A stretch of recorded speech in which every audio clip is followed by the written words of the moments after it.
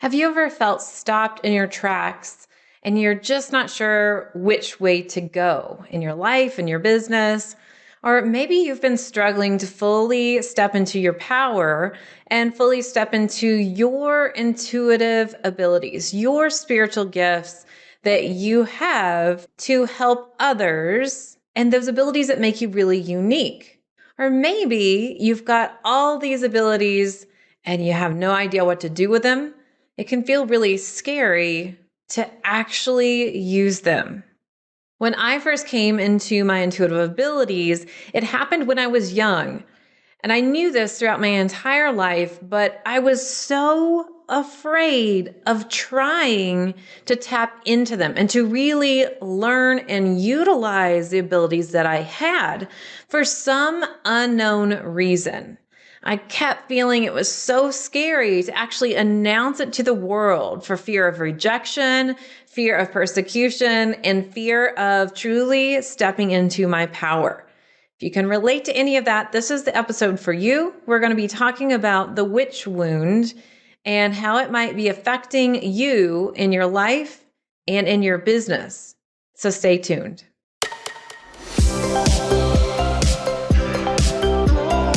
Welcome to Spiritual and Ambitious. I'm your host, Whitney McNeil.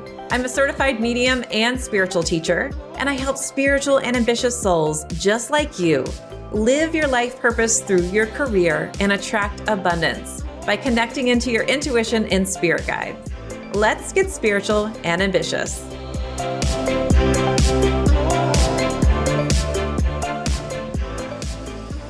Before we get started in this episode, I would love to invite you into my free Spirit Guide Masterclass. This is a masterclass to really help you understand how to connect to your spirit guides, and I take you through my 5-step process. So if you want to understand how to clearly communicate with them, I highly recommend it. You can go to messengerofspirit.com/free class. And I'd love reading your reviews. I want to give a shout out to Allison, who says, "This is the perfect podcast for those of us who are light workers and ready to experience big soul-aligned success." Thank you, Allison. This podcast is truly for you out there listening who truly want to make a change in the world. But first, know that it starts with your intuition and that ambition is completely okay. And I feel like that describes the intention of this podcast. Knowing that the first step is to listen to your intuition and your spirit guides in order to fulfill those ambitions in life that you have, especially for those of you who want to make a big change or can feel that change kind of coming up to the surface, which really brings us to our topic today, talking about the witch wound. So what is the witch wound? Well, it's really about lifetimes of experiencing trauma that we've carried in our bodies and our energy and that we're incarnating with. So for instance, it can be a fear of standing out. So for all of you listening who are thinking, I'm afraid to actually tell people who I am and what I want to do. I'm afraid to break the norm. I'm afraid to actually stand out and be unique. And sometimes people aren't going to like that. Maybe you're afraid of speaking up for the same reasons. People are going to look at me. They're going to point the finger at me, or being afraid of claiming your abilities. We go back into the times where witches were burned. And that carries in itself a lot of fear, a lot of trauma, and also control of women. So being in this earth body in this lifetime, it can be really challenging to want to tell people that you're intuitive or to want to talk to your spirit guides and let it be known in the public because we're afraid of shame, we're afraid of ridicule, we're afraid of people judging us or being symbolically burned at the stake, which is horrible. But that's where this wounding comes from. I remember the first time I ever had a past life regression. I was being guided into a session where I lived in a cave. And one of the impressions I became aware of is that I had these abilities to connect with spirit, and that I taught people how to do this. I taught people how to commune with nature. But then at some point, the community or a part of the community turned on me and banished me. So I was there left to fend for myself. And the death process was that I knew how to astral project out of my body. So I did that and chose to leave the body. With that experience, a lot of people will find wounding in the community, or they're afraid the closest people that they will rely on will turn on them and that they won't support them, which can then lead them not to fulfill their life purpose, their ambitions, and their intuition and their abilities.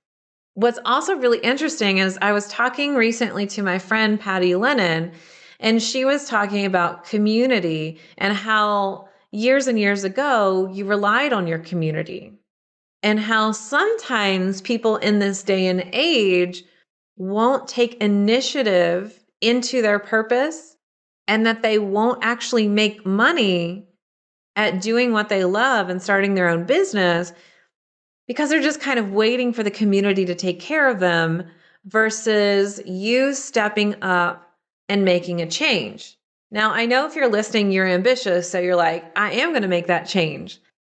But this goes into another wounding from previous lifetimes where perhaps you felt like you needed to give everything away. Some people call this a vow of poverty. I know my friend Candace Haza talks about this. So if you had a previous lifetime where you were saying to yourself, I can't make money, money's bad, and I have to give everything away, or I'm only going to rely on donations, then when you come back into this lifetime, that's going to be a block that's really going to want to hold you back from receiving money for what you do.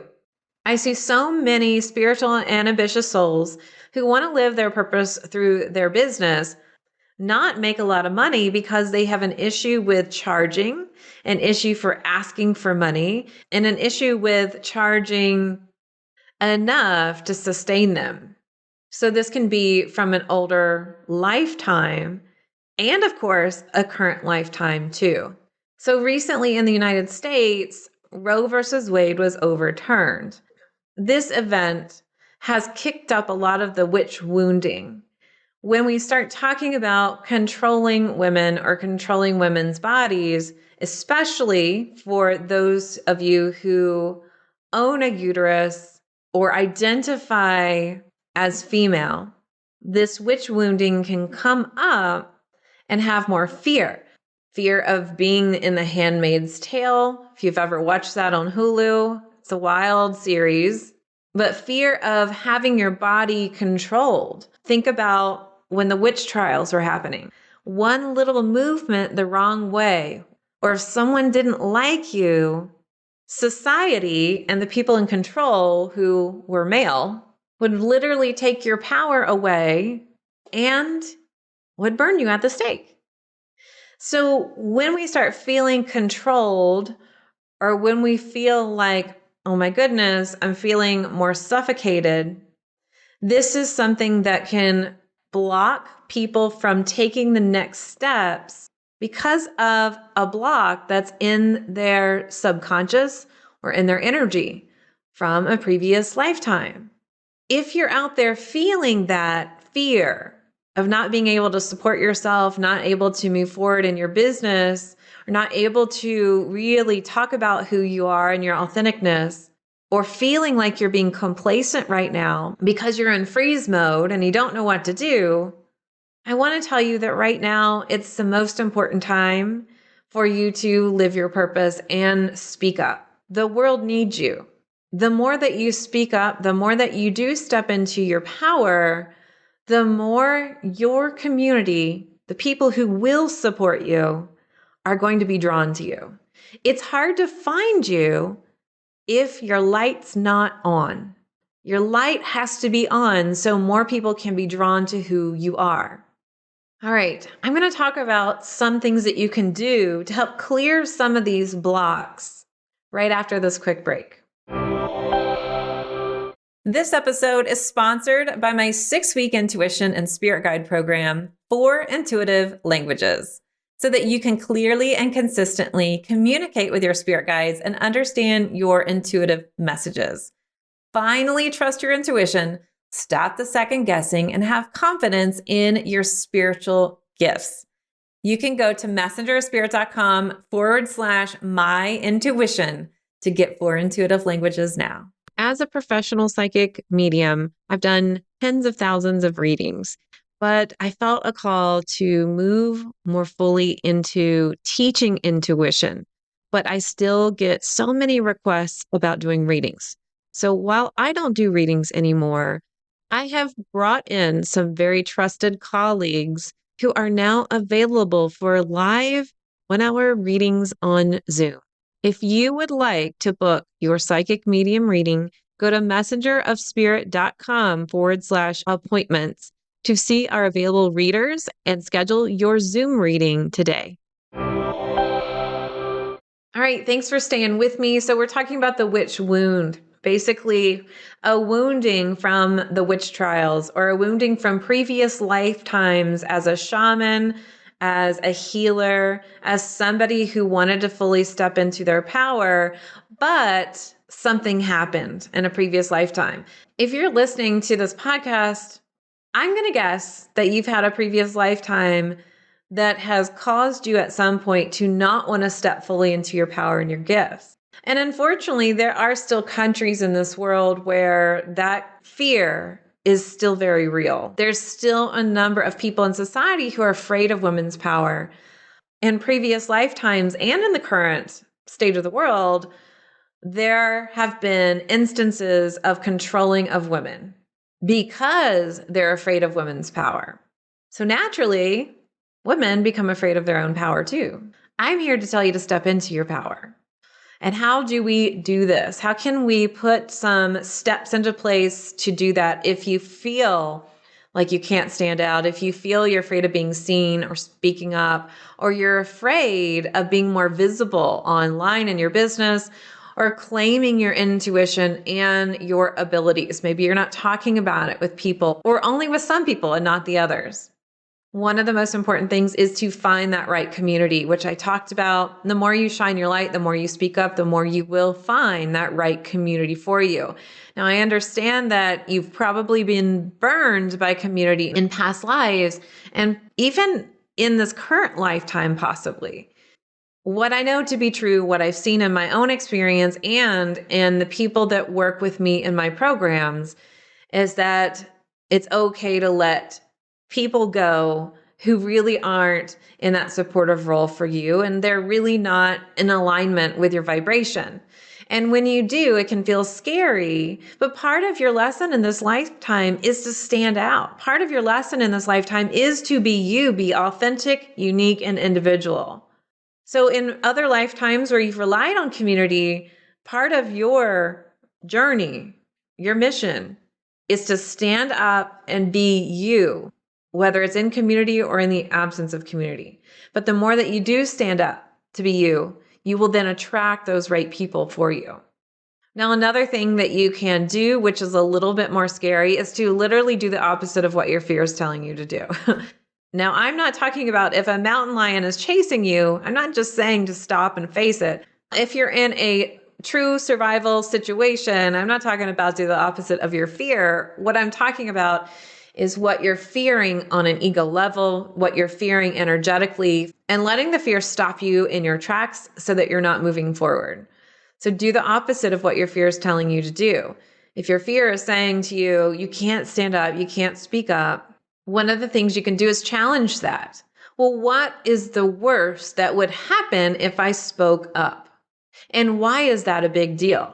Now, if you are in an abusive relationship, please do not take this advice and seek out a therapist. There are situations where this tip is not going to be beneficial. But I'm more so talking about the everyday fear of, well, I can't say that, or I can't voice my opinion on my political topic, or I can't do this or that. Well, what's the worst that's going to happen? Most of the time, what's the worst that's going to happen is that the people that are not in your vibration are going to fall away. Big deal. bye. We don't need them. What we do want is to have that freedom to say what we need to say. And the more that we do, again, we attract the right people. Finding the right community can be so helpful for you because they get you. They can talk about all this woo-woo stuff. They can talk about the things that are really bothering you. They will understand because they're, in a sense, on a similar journey too. When we do the opposite of what our fear is instructing us to do, and we just explore and get curious about it, we can journal, say, well, what's the worst that can happen here? So in my business, for an example, if there's a topic that's really important to me, I'm going to talk about it. I've thought about it before. Should I say this? Should I not? And really what it boils down to is this going to help someone? Is this going to impact someone? And also I want to be able to speak up about what I believe in so that the right people can find me and the people that don't vibe with me will go. So I don't worry about losing the people because I know when I do that I shine brighter, my voice is heard, and it also gives other people, in a way, permission to be themselves too. Now, another tip that I encourage you to do is find role models. Find role models as an example and see how things have impacted them too. It can be really helpful to see people who you respect and who are authentic and who share their abilities and who they are too. Now, when I say this, please don't ever put anybody on a pedestal because they'll fall off that pedestal real fast. What I am saying is it can be helpful to know, I'm not the only person here. I know there are people like me who are also standing out. Now, another way that you can clear out some of these blocks is to do past life regression and do energy clearing work. Now, I always recommend to find someone who you definitely resonate with. I think word of mouth is the best way, but you can also search online. And then when you find them, making sure that you resonate with their picture and their vibe, and do a quick gut check to make sure they're the right ones for you. But past life regression has been so helpful for me. So I used to do past life regressions. I don't anymore. But what I did do is record it in a 90-minute session for my students who enroll in 4 intuitive languages and pay in full. They get this bonus so that they can clear out anything that's holding them back. If you are an energy worker or a Reiki practitioner, then you've got the skill sets to help clear out whatever's coming through. Sometimes it's nice to not have to be the practitioner and the receiver. So seeking someone else out to help clear out that wound. Counseling, therapy, especially if the wound's really deep and it's showing up in your life, and writing everything down. And one of the biggest things that's helped me in my life is asking myself, what am I here to do in this lifetime? What am I ready to do? Am I in alignment with my mission, or am I going to let fear hold me back? I know at the end of my life, I don't want to say I missed it, or I got off path, or I was wrong. I want to be able to say, hey, I followed all of my intuitive messages and I took action on them. And I give myself permission to be a beacon for others. I give myself permission to be authentic. I give myself permission to be seen. I give myself permission to speak up. Really being curious, doing the inner work, asking myself what my mission is, asking my spirit guides, and then also doing some affirmations too. It's safe to be seen. It's safe to talk about spirit. If there's one thing I want you to get out of this episode, it's, are you ready to shine your light? What's holding you back? Get that removed so you can move forward and fully step into your power and step into your intuitive abilities. You've most likely had these abilities from lifetimes ago. Sometimes I see people who have had abilities in previous lifetimes that were wide open, priestesses, shamans, healers. However, this lifetime, they feel like it's blocked. And if you resonate with that, what might be blocking you is a previous lifetime, that wound of feeling like something really bad is going to happen if I fully step into my power.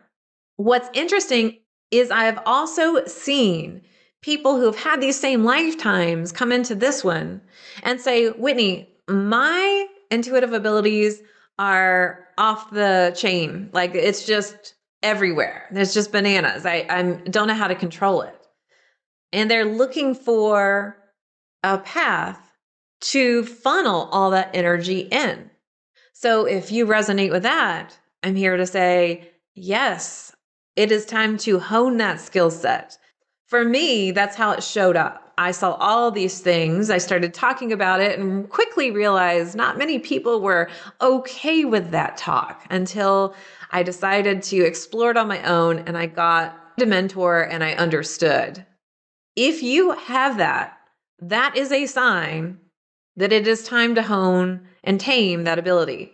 Now, when I say tame, that might have this negative connotation with it. What I mean is you don't need to be reading everybody all the time. One of the things that I teach to the students inside of Four Intuitive Languages is, hey, let's make sure that it is coming in for you. So it's a funnel in the system. So you don't have to live like that. You don't have to live where it's always on and you don't know how to make sense of it. And it just is draining you and causing you some grief. You can actually hone that too. I would love for you to reach out to me over on Instagram at Messenger Spirit. Let me know what your ahas were with this episode and also any other topics you would love for me to talk about. I'm also going to link Four Intuitive Languages and the Spirit Guide Masterclass right here in the show notes for you. And my last question for you is, are you planted in the right soil? So this is going to give you an indication of, are the people around me nurturing me? Is the location where I'm living nurturing me? Is the job that I have nurturing me? Are the choices I'm making nurturing me? If your answer is no for any of those, I want you to really go within and find out what block is holding you back. It could be that you don't have confidence in yourself. It could be that you're afraid to step out, that you don't trust yourself, you don't trust your abilities, or you're afraid to make a change. And really get curious about where this block possibly could have come from and why you're still holding on to it. Because if you're holding on to it, it must be serving you for some reason. Maybe that reason you think is to keep you safe. And safe from what? Because oftentimes it leads to, again, the witch wound from another lifetime. I will see you next week, but until then, here's to staying spiritual and ambitious. Thanks so much for listening to this episode. And if you loved it, would you please share it with a friend? I would also love your review and a reminder to subscribe so you never miss an episode. You can find me at messengerofspirit.com, and you can take the Four Intuitive Languages quiz and find show notes there too. If you want to connect on YouTube, Facebook, or Instagram, you can find me at Messenger of Spirit. If you want to continue the conversation, join my free Facebook group at messengerofspirit.com/group. I'll meet you right here next week. Here's to staying spiritual and ambitious.